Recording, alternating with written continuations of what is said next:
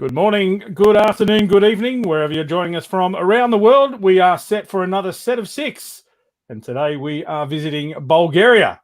We say Zdrasti to our good friends over there, Stefan Doychev and Snezhina Maronova. Welcome, guys. Zdrasti. Zdrasti, hello. Hi. Great to have you on board. Thanks for joining us tonight. We look forward to having a chat. It's midday over there, so yeah. Hopefully we've got a nice little chat going on and plenty of people watching. I can see already we've got some Sophia lads joining us, so fantastic to have them on board. And don't forget, you can ask questions throughout the interview. I'm sure Stefan and Snezhina would love to answer your questions. Yeah, So, definitely. guys, tell us a little bit about Touch in Bulgaria, our newest members. How did you get involved? Where to start with? Well, yeah, actually, it feels really, really good to be part of the international community, Dutch community, and we were yet searching our first appearance at a big forum.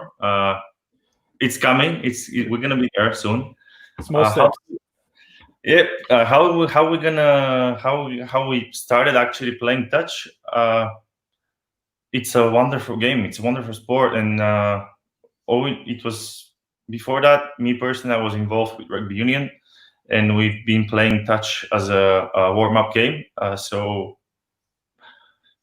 gradually, we've learned that okay, we have proper rules, different rule book, and we grew up the sport step by step. And all in a sudden, we were like, okay, maybe we need competition. Maybe we need some other teams to play with, and we started looking around when we found that okay, there's a pretty big community in Europe. Let's participate in one of those tournaments, and then that's how we started everything. The path was it's a really long path to go, but small steps, baby steps, one after the other. And what about yourself, Snezhina? I am very new to touch rugby in general. My love for rugby has been going on for a very long time, over 12 years now, but me playing and taking part's been for maybe 2 years. I started with a women's rugby contact team here in Sofia, and for the last 2 years I've joined Stefan and some of the other how is it called,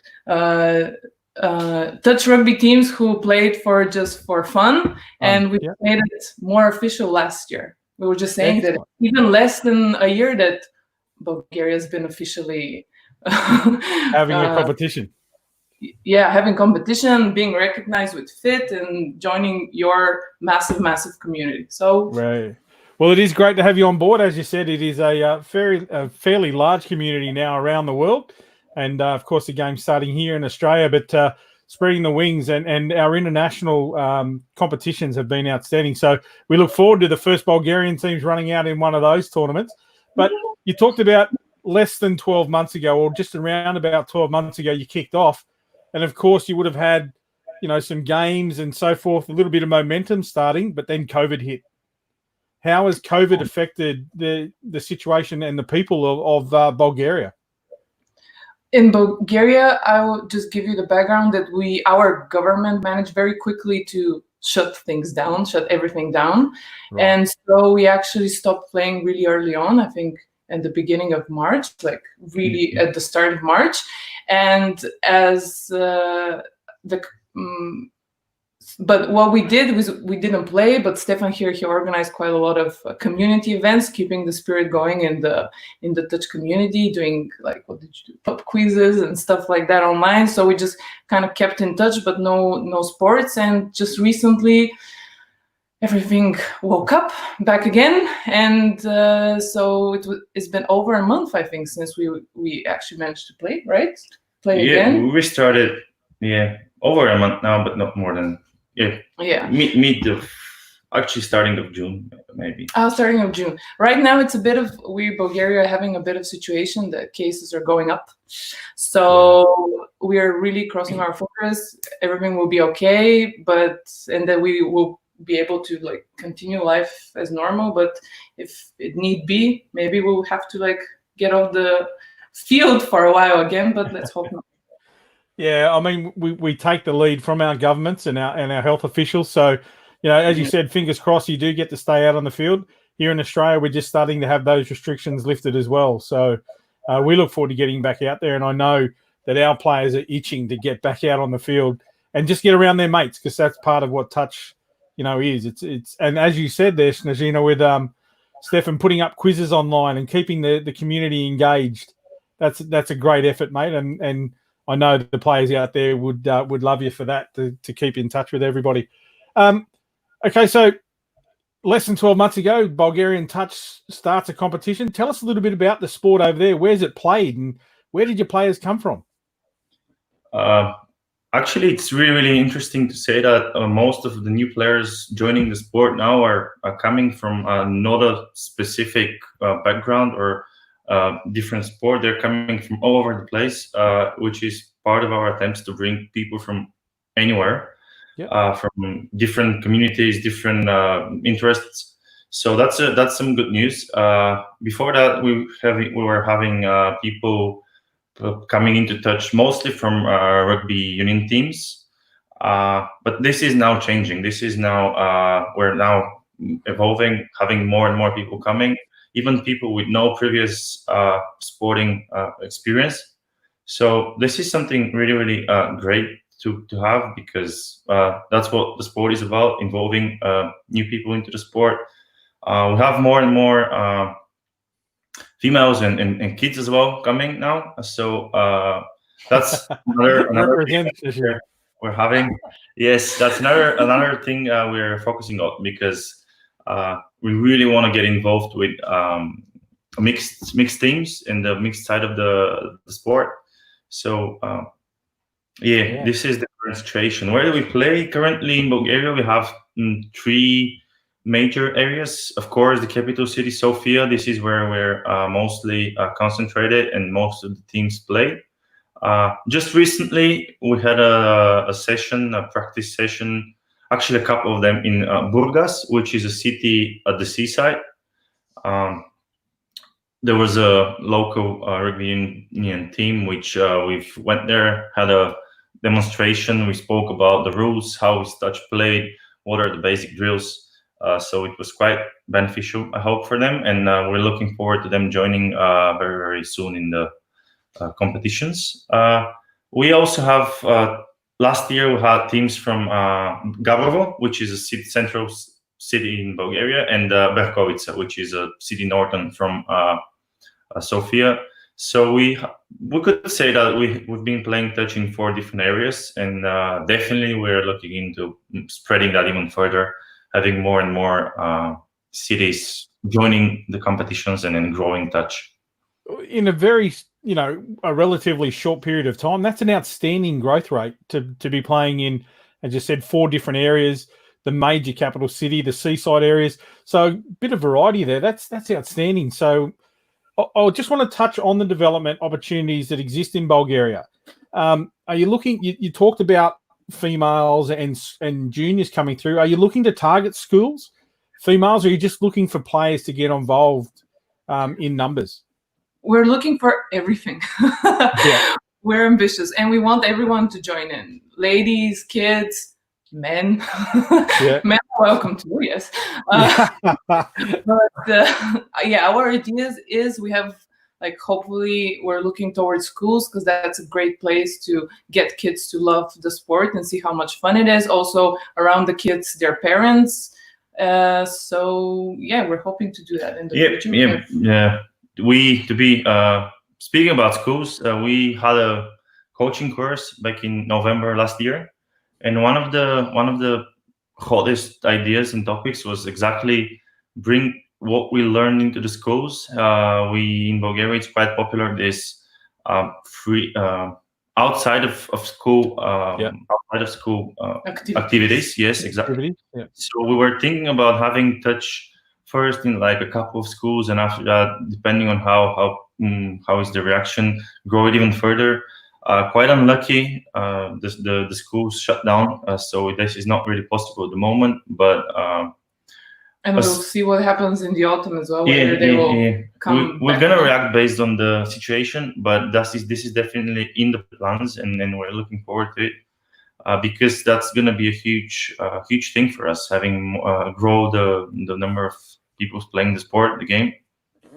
Well, there you go. Well, there's a bit of a treat. We've actually we've got a visitor online, one of the members of the Federation of International Touches Junior Development Committee, David Parker. David, thanks for joining us, mate. Hi, guys. Hi. So, David, you heard the guys there. You're obviously in the waiting room there. You heard the guys talk about junior development. Are there any tips you might be able to throw these guys? Firstly, I'd just like to say it's exciting to have you guys on board. Like, it just sounds like the work that you're doing over there is paying dividends and getting people to come and play the sport. One of the beautiful things about touch is that, you know, kids can go down to the park and play with their mother or their father or their sister in the same team. So I think the way that you're targeting anybody come down and play is fantastic. As far as the junior side of it goes, I think concentrating on the base, so building your competition from the bottom up, so concentrating on your juniors because they're the players who are going to turn into your senior players. So looking at concentrating, developing those younger players is a big key, I think, in building Bulgarian touch, as it is in most of the countries that we deal with. It's tough. I'm not sure what the school system is like in Bulgaria with allowing you to go into schools and stuff like that. But if you could get it as an after school like process where like the kids might come and pay for you to come and run sessions after school, that's a great way to build your community and get players involved. And then, you know, obviously once kids start to play, you might get the mum and dads to come and play as well and build from there. But the one thing I would say is just be careful on concentrating on this level up here too much and not on the bottom level, because that's where your development and growth is going to come from, I feel. Great. Thanks for that. Yeah. So do you have is there a university population there as well to tap into that next level of development there to attract the older players that are still, you know, young themselves? Well, basically, right now we don't have clear separations in the group. We're just having everybody playing together. So we have people from like early 20s or even younger playing with 50, 60-year-olds. We have everybody together, building up exactly like David said. Just focusing on the group, on the numbers, and having everybody together, throw the ball around, have fun, enjoy the game. Also more on the social side of the sport. And after that, we're gonna start thinking about separation, for example, in age groups or bringing specific groups of people. But yes, definitely, we have universities and we have the sport culture in the university. So we definitely gonna approach them as well at some point. Of course, when we have more coaches also able to deliver knowledge about the game, that's also going to be beneficial. I think Dave's note there about developing the base first is probably the most important message there. It's not necessarily, you know, you have to target the real young kids. It's that participation level. We start from the ground up.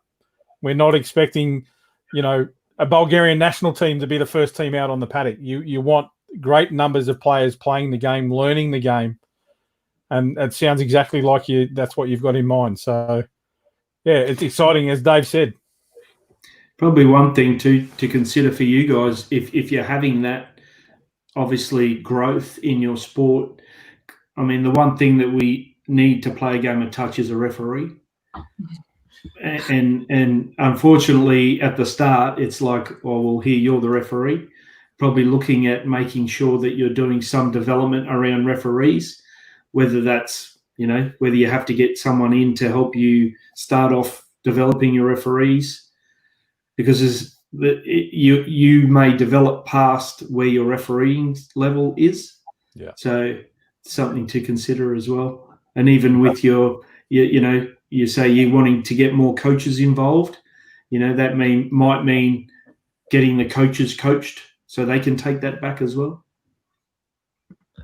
Yeah, well, that's one of the biggest challenges that we're facing. Yeah, where every one of us is wearing like far too many hats. You could start the day being a organizer of the event, then you switch into a coach, then you go, okay, I'm going to be the ref for today. Then maybe if you're lucky, we're going to end up the game playing a bit, but that's not always happening. So this is something, we're trying to grow everything simultaneously, not ignoring refereeing. No, it's important to have proper refereeing so that the referee can also teach the players. It's important to have the coaching, also a good base level of knowledge for all the players. Some of the things we have planned is, and we're starting back again to organize these theory sessions where we meet together, watch some games, try to analyze what is happening, moves of different players on the field. So this is part of this attempt to grow the overall knowledge about the game here. So a good one that we usually find when we're starting out competitions is to, even like with the kids, you can offer like a come and try day. You know, like you might you know, depending on if he's playing of a, you know, you might have your competition of a Sunday afternoon. You might put it out there to the schools, you know, come and try day, you know, which might be before your competition. So, you know, you hold a bit of a skills session and you get the kids involved, and mum and dad see, well, this isn't so bad, you know, that we're not getting smashed by kids who are bigger than us. Then, you know, it creates a bit more interest as well. I've got a question. Speaking of that open day, do you use some kind of local like support from, could be sports stores, could be sports media? How are you promoting those events? How do you actually? Normally we go to the schools, we promote it. All the schools have newsletters that go out to the parents, which is all online now. So approaching the schools, getting it in the newsletter, putting it out on our social media feeds.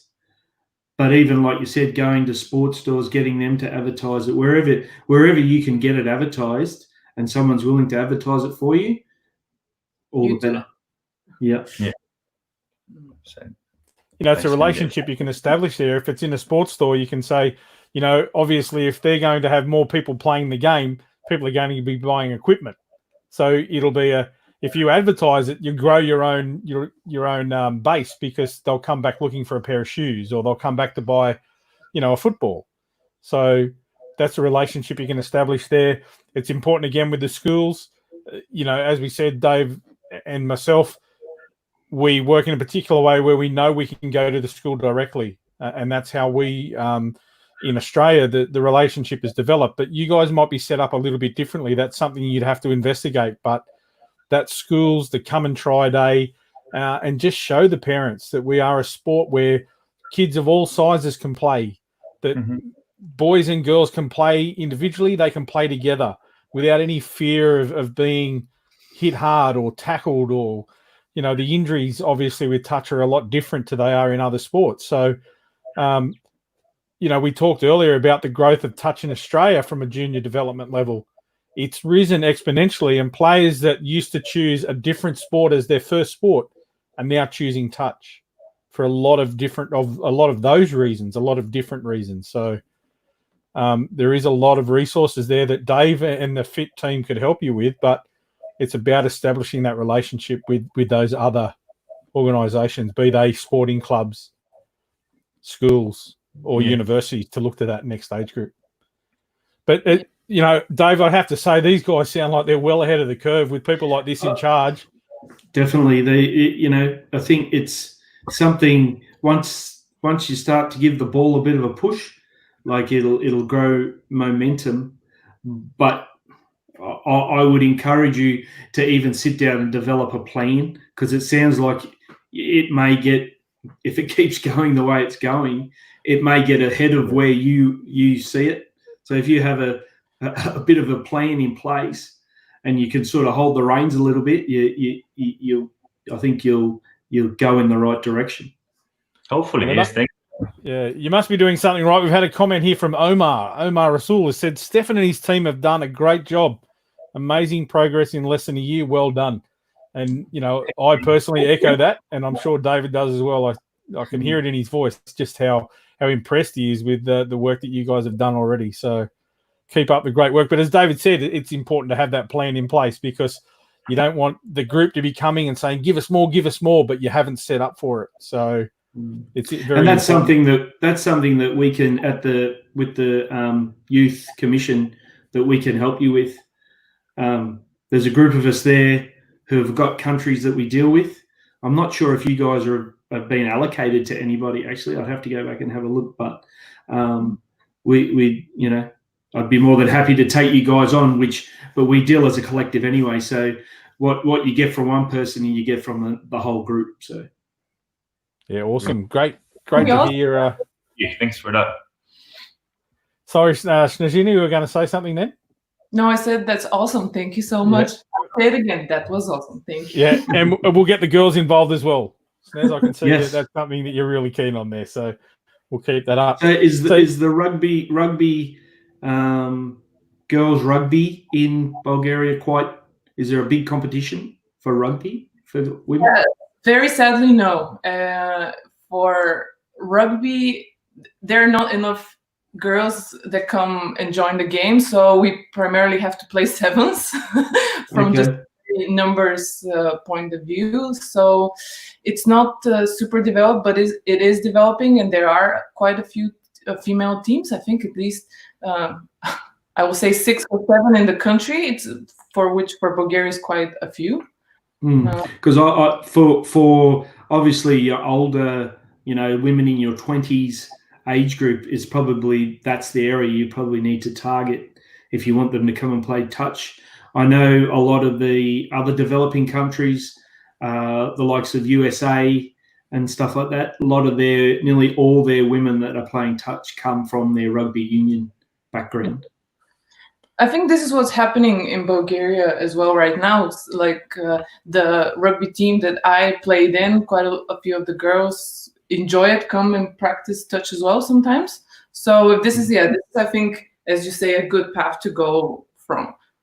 What are the quite unlucky, rugby is not popular in Bulgaria. I mean, it's also a minority sport. Yeah. So we don't have that huge group of rugby players, rugby community. Rugby league just started a couple of years ago. We also have good relations with the Australian football community. So that's also a part of people that are helping each other growing the sport. But they are quite unlucky. We're not having developed in a more mature rugby community. Hopefully, we could grow every single sport together, and hopefully, once people see that the skills transition, like the skills they learn playing touch will help them playing rugby. That's what we start to find here in Australia. That you get your kids who play rugby league, but also come to training at touch and play touch because they realise that those skills that they're picking up from training at touch benefits them when they go back and play league. So once you get over that hurdle, I think you'll see a lot like the transition between both for players. What are the majority sports that you have in Bulgaria? What are the real big participation sports?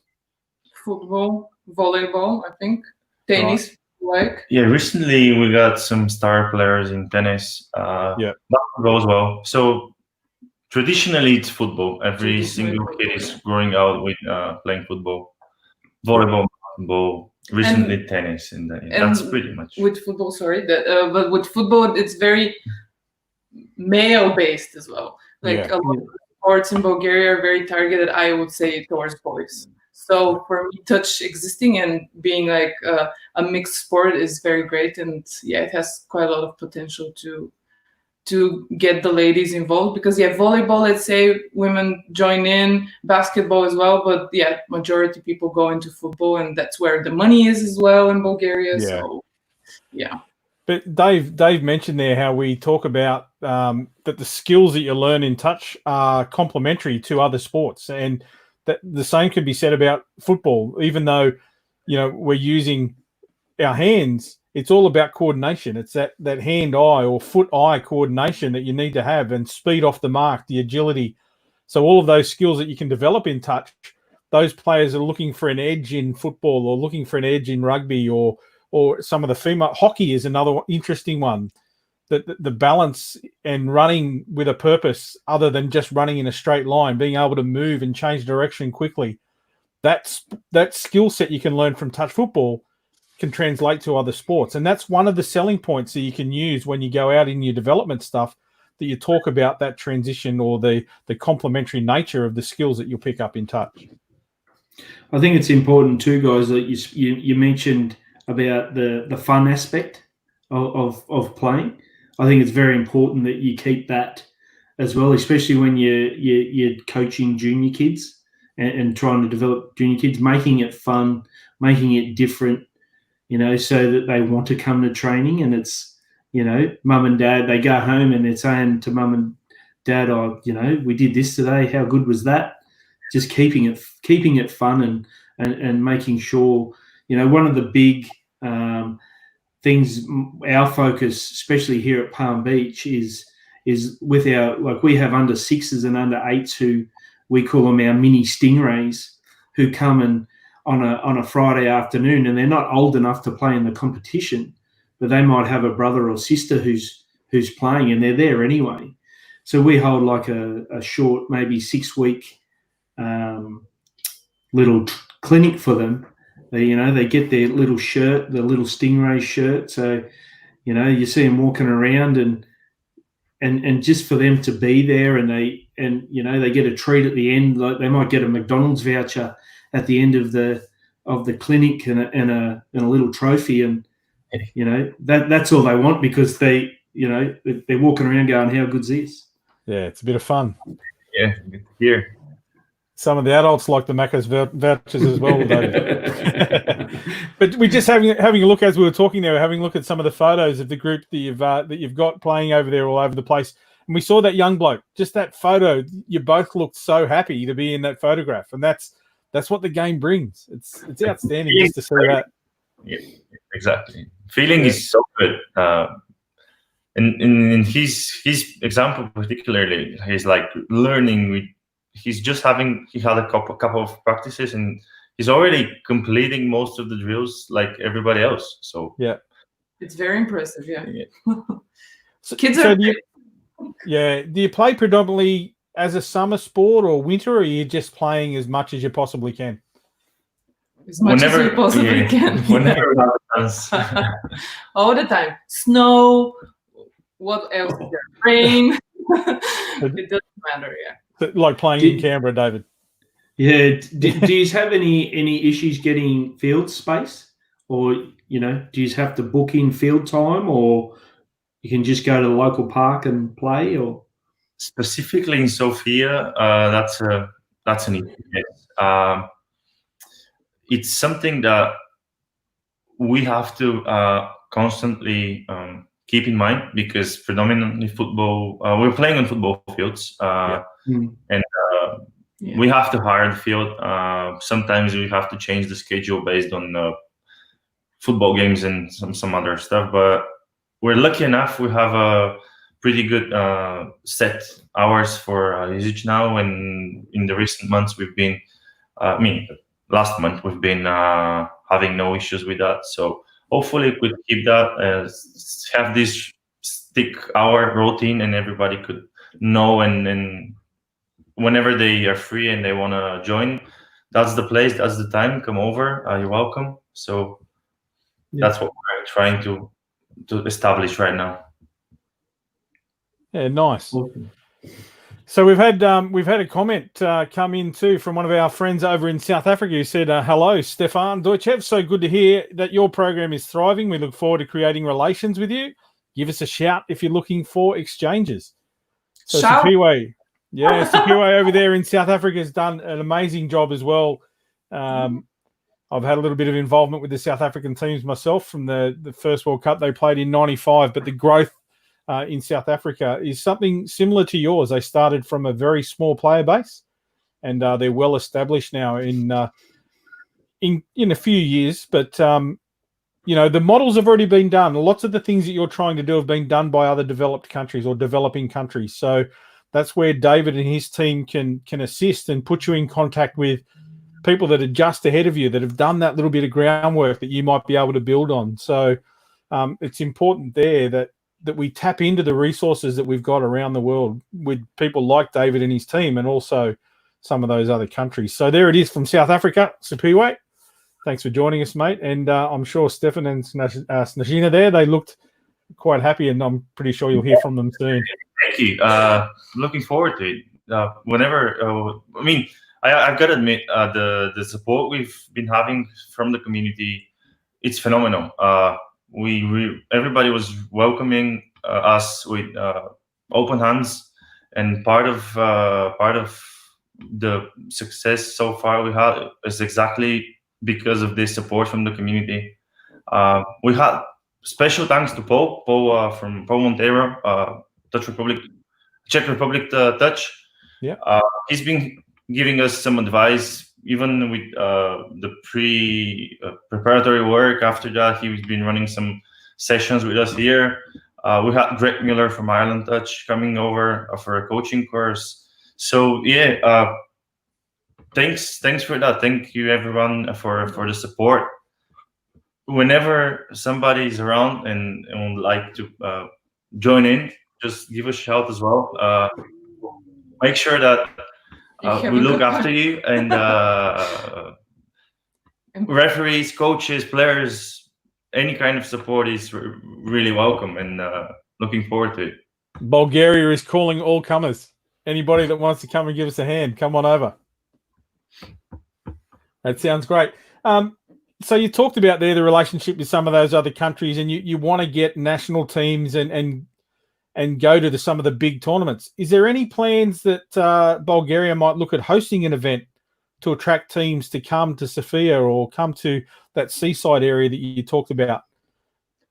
Definitely. Is it something that you've had in mind to structure a competition yourself? Definitely. We had plans even for this year to host the tournament. We would really love to host proper tournament, like something like 20 teams maybe. We have the facilities for that. Yeah.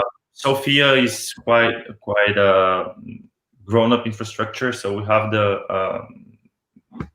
facilities and everything, options, opportunity, and it would be great to have proper teams coming here, playing club teams from anywhere around Europe, not only Europe, but organize this. This would be going to be also a great opportunity for some local referees, for example, to learn more about reffing, and spectators to actually see the game at its full speed, and learn that touch is actually quite demanding as a sport, and the skills that you grow are significant. And it's very entertaining to watch as well. So, as well, yes. Also, the spirit that's supporting those events. I've got the chance to be present at some events throughout Europe. So this is something I'm saying to everybody.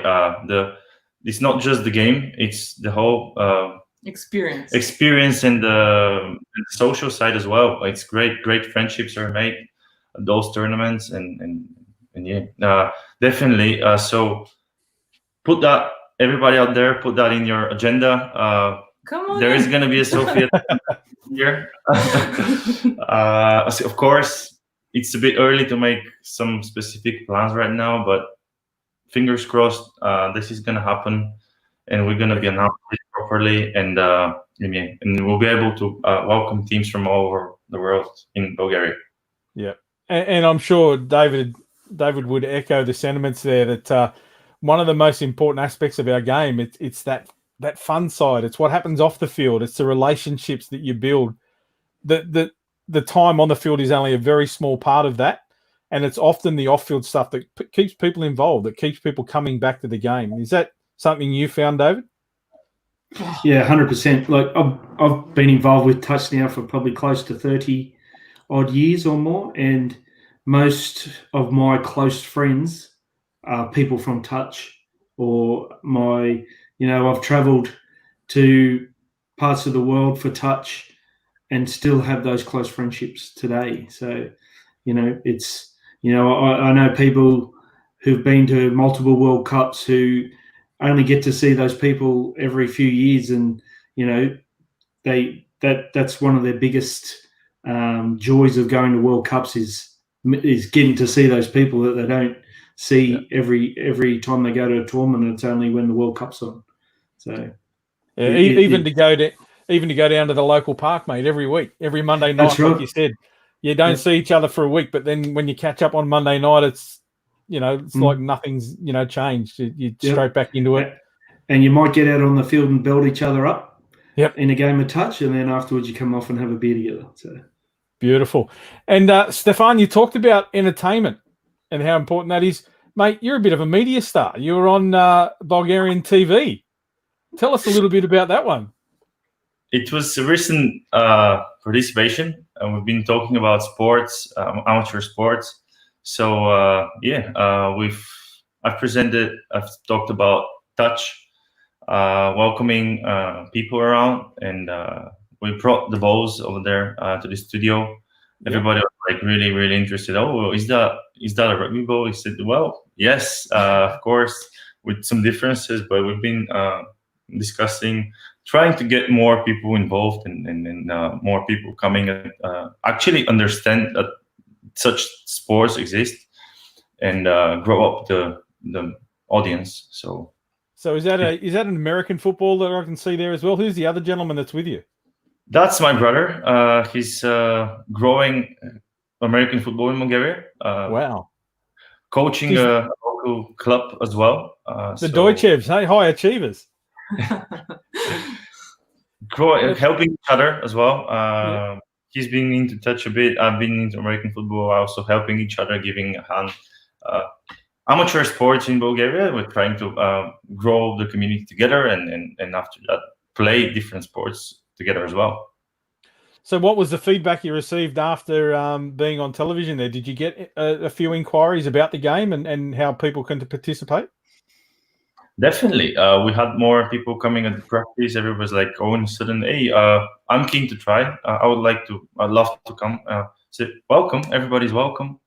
And then hopefully, if after today, if somebody is unaware about touch being happening in Bulgaria, yes, we're running practices in different cities. So give us a shout.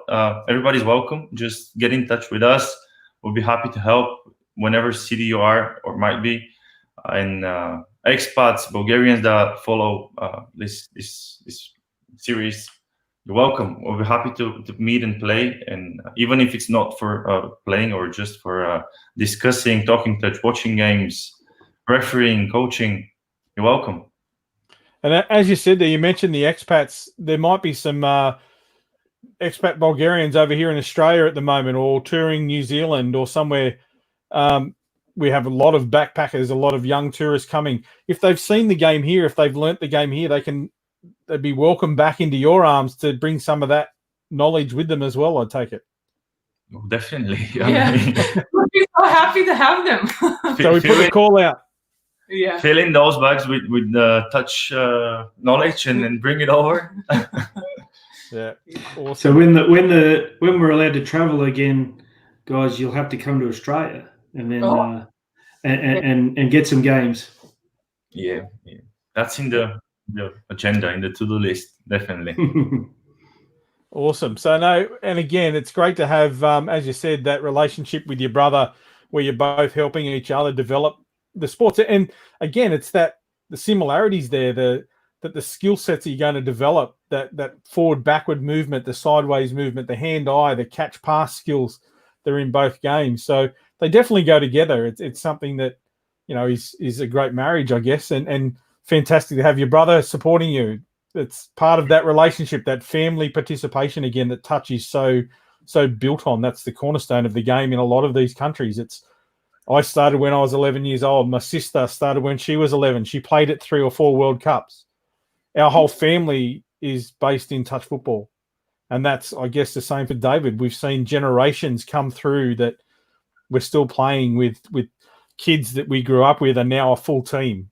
Or my family's children have formed a team with my friends' children. So, yeah. That's probably a good point there too, Adam. Like,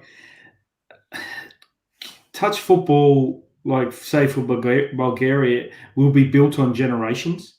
Like you see Australia, like in Australia here, you got, for example, Peter Norman, who plays for Australia. His mother and father both played for Australia, but they built on generations where once you start to get, you get, a young guy who's played from 16, goes through, keeps playing, is married, and then his kids start to play. That's where you start to see the sport evolve and develop, really, because you get that continual feed of people into your sport. Yeah. Yeah, I think, I don't know, but I consider it to be like, maybe it's not the only sport, but like a sport that you can do that. You can have your whole family go play with your mom, with your dad, with everybody, then teach your kids about it, and everybody can join in. And that's for me, like a very magical part of touch, the whole. 100%. We've got many teams that play at Palm Beach who have, mum, dad, and both kids playing. I played with both my kids until they were too good to play with me. They went past me. So, I had to go, oh, well, I'm not playing anymore. You just keep playing because I'm getting run around now. So, but from the age of 12, I was playing with my son, and we started with his mates playing, and their dads played in our team. And, we brought the young kids through, and once again, until they were too good to play with their dads, and we had to go back to Division 5 and they went to Division 1. That's just, I'd take that as a good coach, mate. That's the hat I hang. Yeah. But no, it is important that, and that's part of the selling point, part of the development as you go out to the schools, that you say that you can play with your friends, boys, girls, mum and dad can come and play with you as well. And you're right, Snezhina, it is one of the very few organised sports that allows that to happen. So it is a very big selling point for our game. So we've talked about the development, and Dave's, extended the hand there that there's a lot of assistance that can be offered. We've had some of the other countries reach out. I want you to put your future thinking caps on. The Bulgarian national team at a World Cup. Yes. 23, 2023, 2027. That's going to be a dream come true, to be honest. A lot of work has to be done. We're now building the foundation, but definitely having this in mind. It's going to be lovely to have a team, even just one team, start small, but have at least one team wherever the next World Cup might be. Of course, that's going to be a factor into the equation, but definitely that would be amazing experience. Field up a team, participate, meet everybody else. Meet everybody. Oops. But the thing is that we should focus on, in my mind, first of all, grow up the base, and it's gonna come up naturally to a national team at some point. Yeah.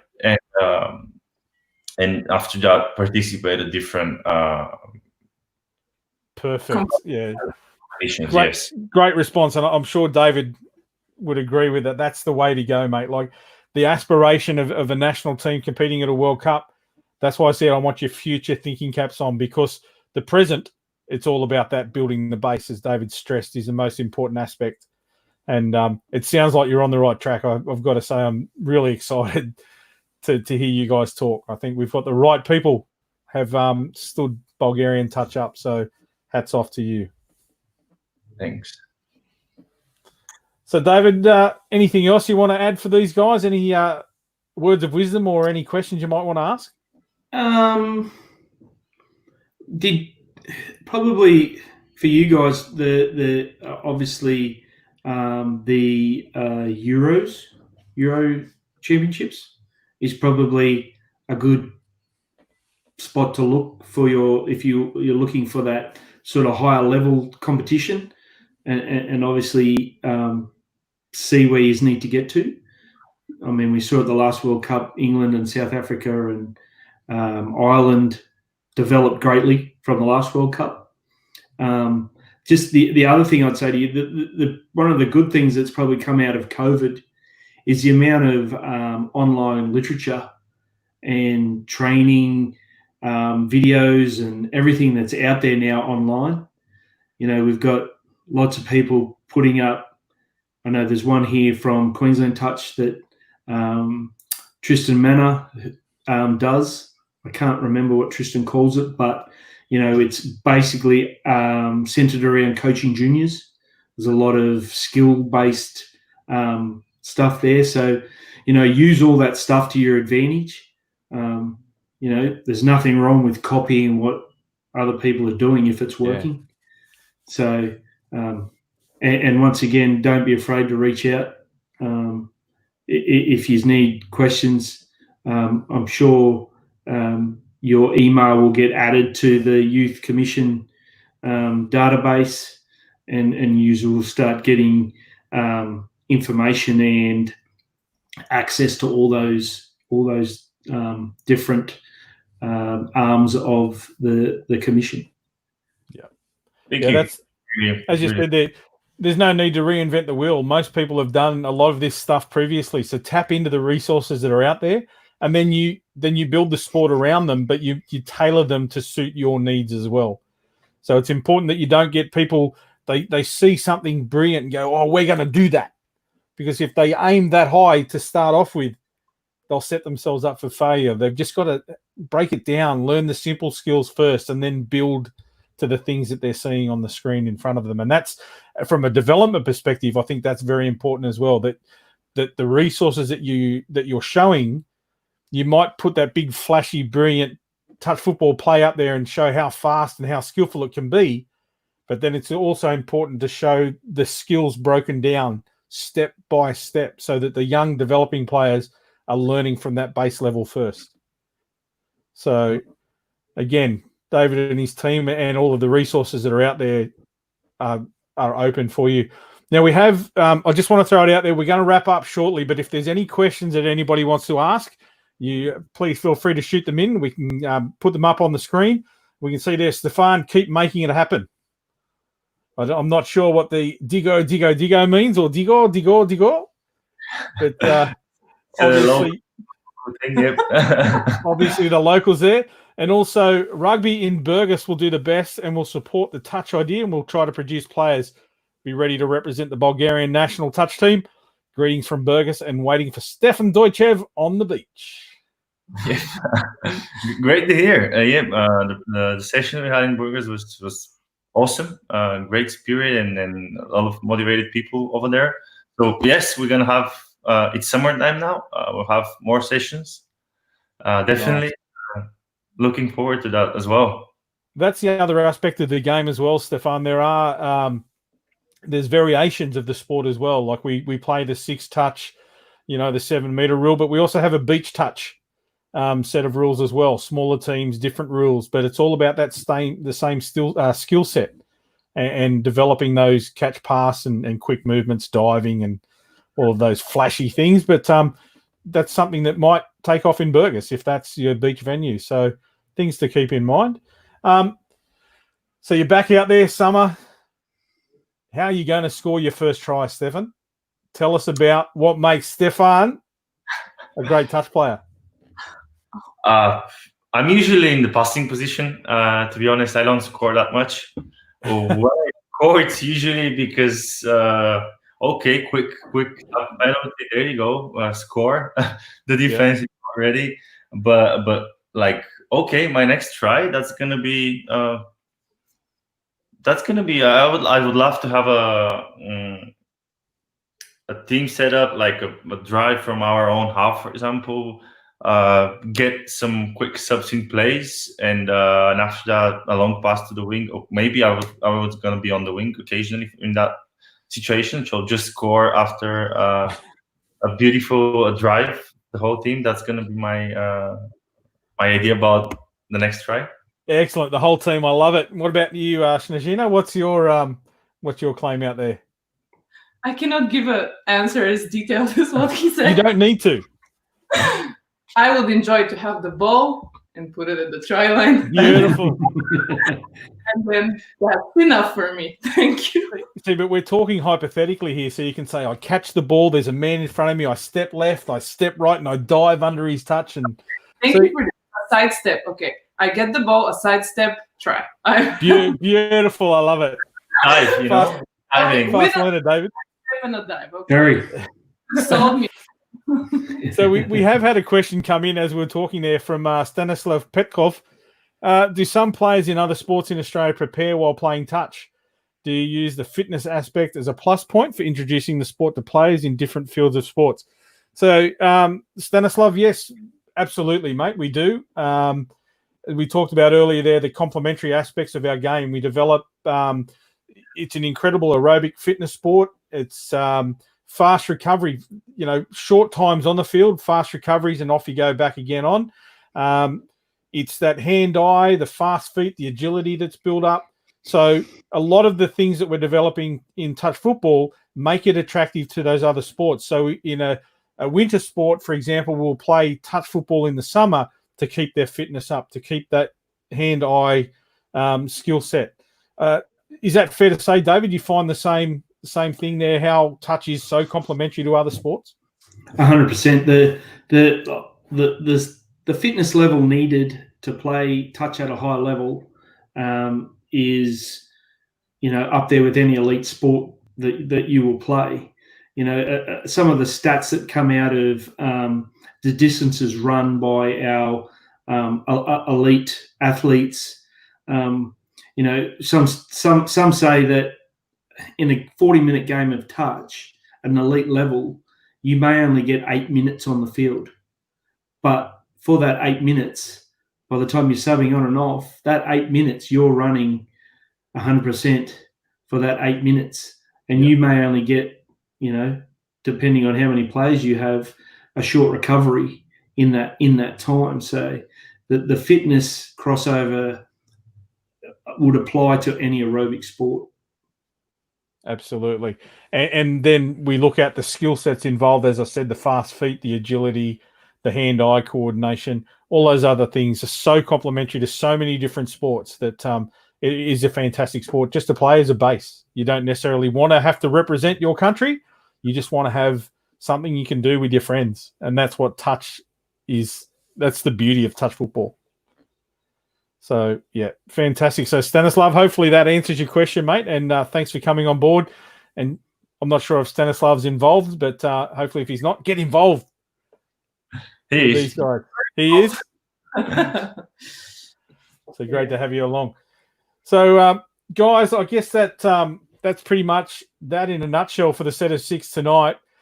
I've got to say, David, and you can, close out. I am nothing but impressed with the way these guys have taken the game forward in such a small space of time. And I'm excited, mate. I've got to say I'm very excited to see where Bulgarian touch football goes. It's great to see that there's people out there.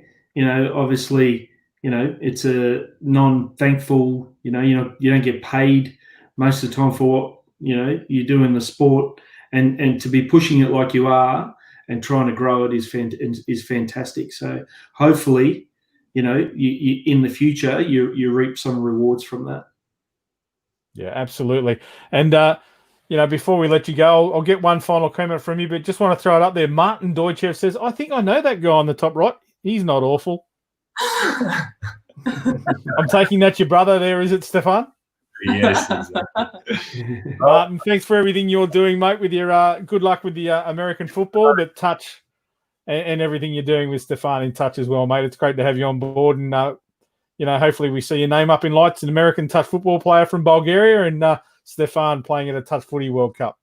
Thank you, guys. Thanks for having me. This is a huge pleasure, and looking forward to meeting you in live, in person soon, hopefully. Yeah, absolutely. So we've had another comment. I'll just show you can see it there from Lee and Con. I played with Stefan in his very first rugby game in Bulgaria. Now I live in Sydney. The dude has come a long way.